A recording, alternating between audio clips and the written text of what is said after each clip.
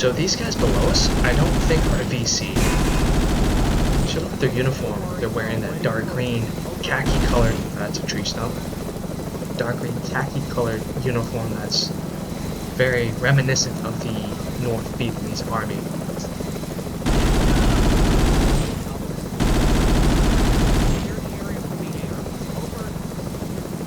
And it's not out of the realm that we're currently fighting the NVA, because where we're at right now is close to the Cambodian border. And some of us know that the North Vietnamese Army utilized the Ho Chi Minh Trail that ran from North Vietnam. It goes west into Laos, it goes south into Cambodia, and then it goes east into different parts of South Vietnam. They utilized that trail to infiltrate men, weapons, and equipment to conduct operations, military operations in South Vietnam. So, to tie in that to what's going on here, the radio relay. This radio relay is for reconnaissance teams that will be inserted into Cambodia. It acts as like a repeater, amplifier for the teams that will be inserted in Cambodia. Takes their signal and sends it out. Takes the signal and strengthens that signal and just kind of bumps it. I'm not a comm marine, so I don't really know the proper verbiage. But it allows the team to be able to communicate. Is that one of ours? Yeah, it's one of ours. I think. Communicate with their higher command or any supporting agency that they need to talk to. So this hill that has this radio relay on top of is crucial for their survival. Those reconnaissance teams need this intact.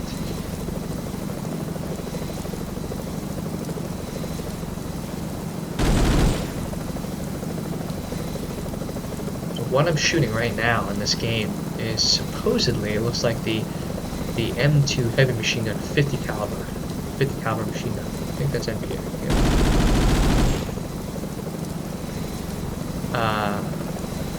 The M2 50 caliber has been around since World War I. The rate of fire is about 450 to 550 rounds per minute. This one's really high. This is like 650, maybe 750 rounds per minute. It's a little high. And from descriptions such as the book Firebirds, most of them had the M60 on the sides. And yeah, that's one of our guys. It would be a guy like me that's not assigned to the actual aircraft itself. They wouldn't have a guy like me manning the 60. They would actually have a crewman, part of the air unit that would be manning this weapon system.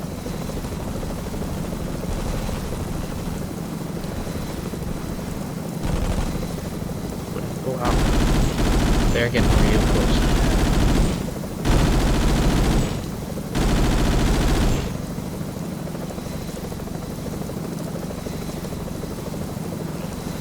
Real close though.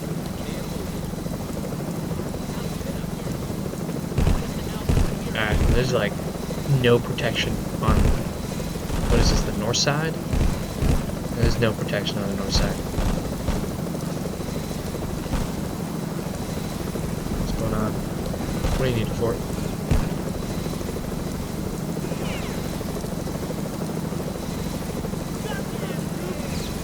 If the NVA really wanted this position, it would not be hard to take this at all.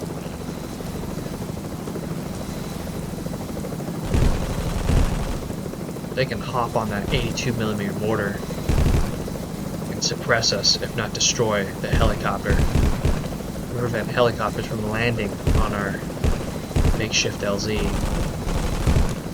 That would be serious trouble. I'm going to flip this to fully automatic because if you look down, there's a lot of dead space out there. There's space that I can't see and engage behind, like that log, those craters. So if NVA are sneaking up on me and they pop up, I'll be fully automatic. Like that guy. Look at that. There's dead space back there. He's really close.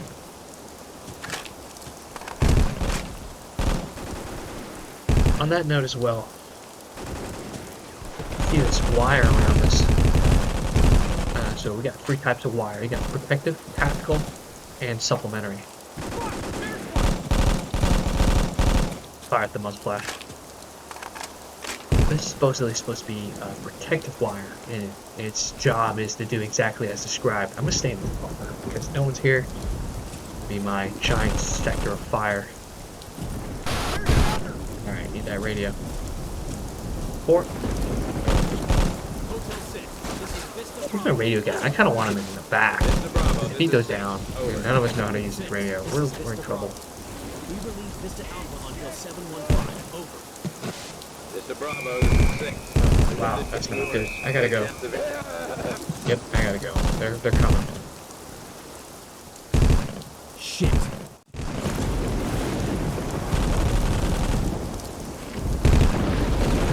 So protective wire is supposed to be placed outside of frag grenade range, hand grenade range, right? Anything you can throw by hand, so that's what, typically 30 meters, no more than 30 meters. And if you're playing against, I don't know, football players, maybe 100 meters. But that's supposed to protect you from anyone getting close to the perimeter and throwing frag grenades. There's muzzle flashes out there, or tracers.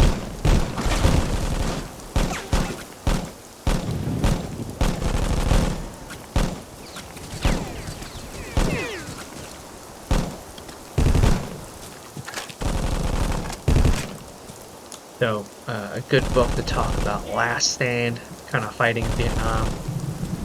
Last Stand on a Hill is, there's plenty of examples of it, but the book I really like is Hill 488, where a Marine reconnaissance platoon survives a battalion of Vietcong that attempt to destroy them on top of the hill. Very vivid descriptions of hand-to-hand and close combat. And the Chinese Chi-Com grenades. So you can see some in this game. I think I'll pick one up, or hopefully eventually I'll pick one up.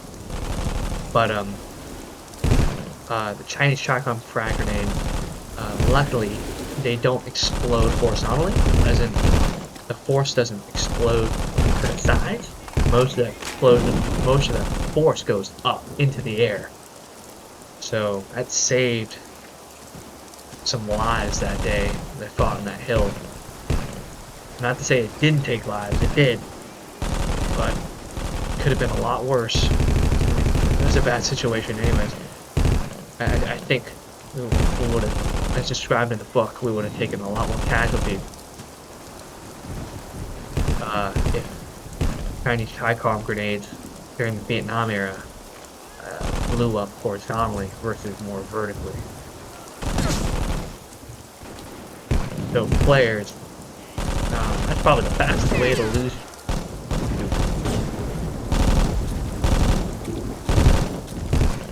your night vision is to stare at a flare once it goes off. It takes about 30 to 40 minutes to gain your night vision at night. Rods and cones in your eyes need to adjust the lighting of the environment. That's why it's a little bit easier to see things out of the corner of your eye. Oh wow, they're close. Where are they going? Where are they going? Got it. A little bit easier to see things out of the corner of your eye at night versus looking at them direct on. Bravo, this is Hotel 6. Over. Alright, they're close. I gotta go.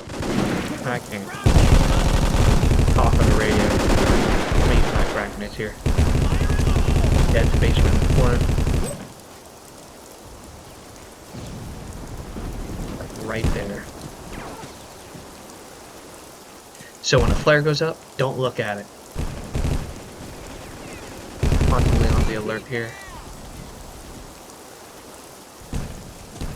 Watching the perimeter.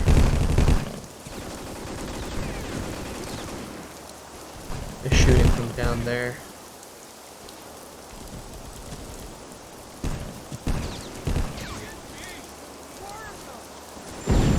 Oh, they're getting close.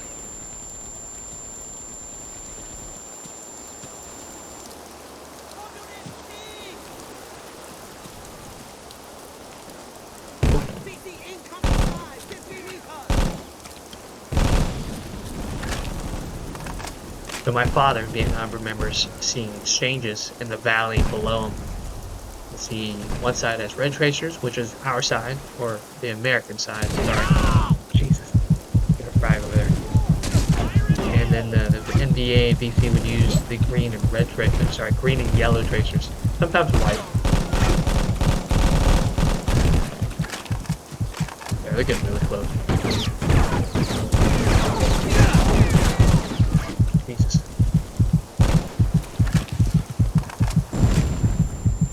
Typically, you'd see that firefights. There's a machine gun out there, for sure. Amount of fire that's coming in.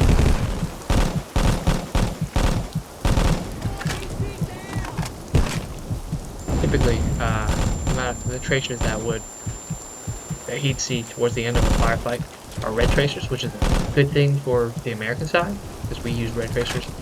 Sometimes the tracers that you'd see would be green and yellow towards the end of a firefight.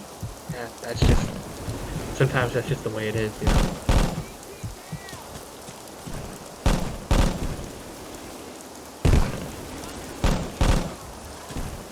You can hear them, they're coming from the side, most of the side.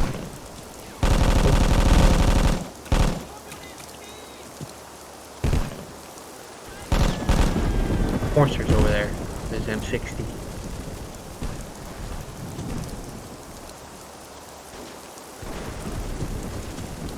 I'd keep that thing shooting down a likely avenue of approach that the NBA or VC would take.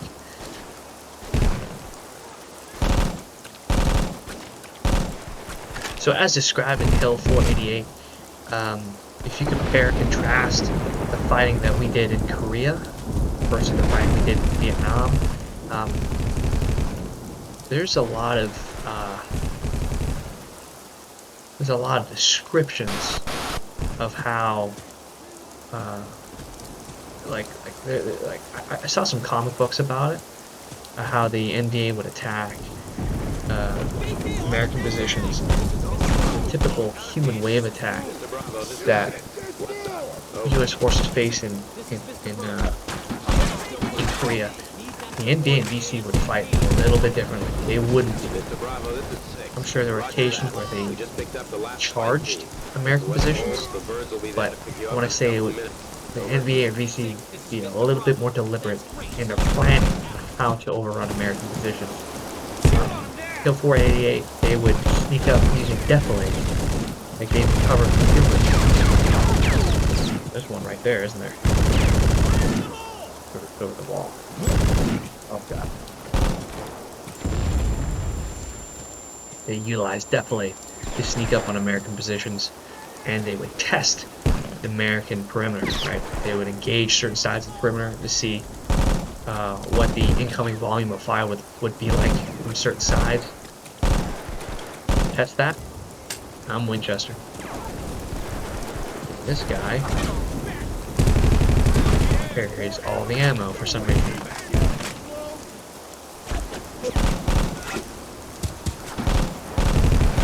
They test the perimeter, and once they identify a weakness in the perimeter, that's the perimeter that they would attempt to overrun or breach from.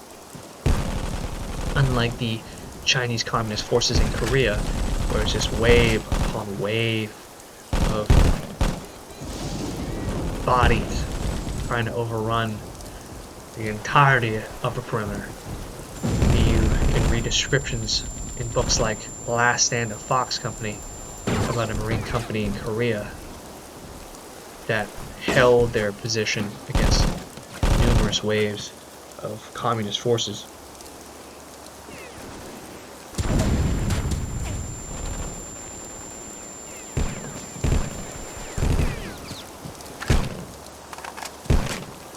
Alright, I think it's time to get out of here.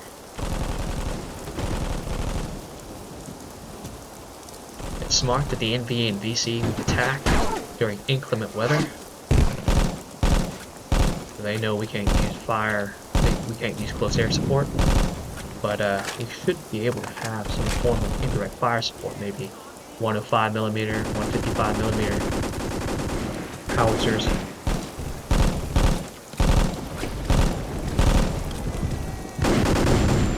Alright, they're getting close. This is getting ridiculous.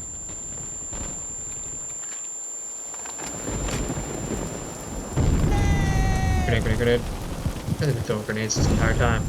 Yep. I think this game reflects that pretty well.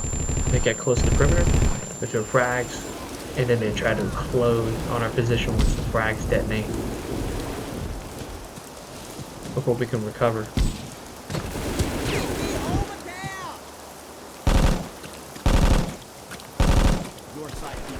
Maybe if the NVA in this game were a bit more coordinated, we'd be overrun for sure.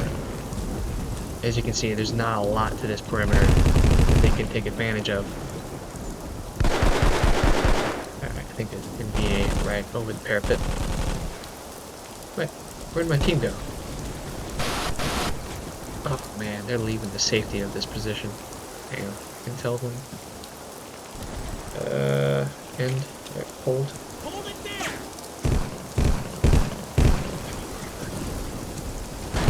Not ready.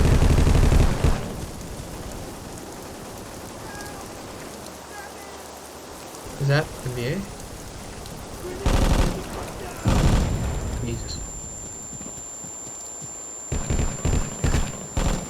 Alright, where's my radio guy? There's my radio guy. I don't want him out there. This is incredibly stupid. Vista Bravo, this is Redbird. I had to put that down because I don't know how to get him back into the perimeter. I don't want to be out there in the open. These parapet walls, we would call them skirmish trenches. Skirmishers trench, where it's the beginning of a fighting position, where you start as a little trench for yourself. Right? It's something you can take behind cover, take cover behind, but it really is supposed to, oh thank God, supposed to give you some form of preliminary cover. It develops into a full fighting position where it's chest deep, you got sandbags around you, and you have an opening where your sector, assigned sector fires. This is not ideal. If this was a chest deep fighting position with sandbags off to the sides where you can fire from, that'd be a lot more protected. As you can see, we're on top of a hill. We have to expose ourselves and silhouette ourselves to be able to engage targets. Yeah, this, you can see how close the protective wire is. You see the breaches in the protective wire already. Yeah, the NBA, if they were, I don't know if it's a video game, but if they were a bit more coordinated, which they were in real life, coordinated with their indirect fire, the machine gun fire, they could certainly overrun this position in no time. They wouldn't attack one or two guys, come up the perimeter like they did in this video game. They wouldn't do that.